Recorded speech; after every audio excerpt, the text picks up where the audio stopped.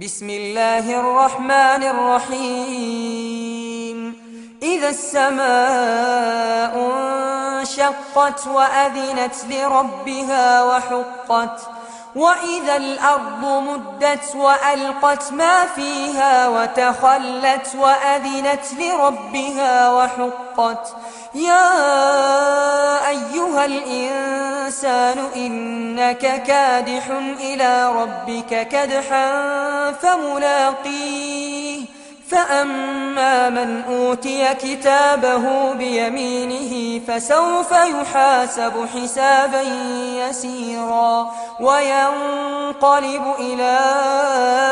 أهله مسرورا وأما من أوتي كتابه وراء ظهره فسوف يدعو ثبورا ويصلى سعيرا إنه كان في أهله مسرورا إنه ظن أن لن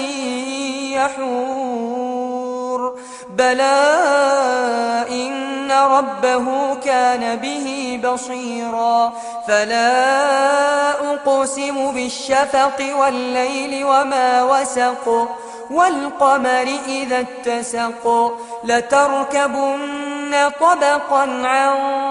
طبق فما لهم لا يؤمنون وإذا قرئ عليهم القرآن لا يسجدون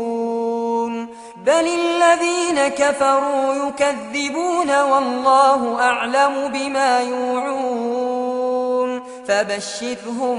بعذاب أليم إلا الذين آمنوا وعملوا الصالحات لهم أجر غير ممنون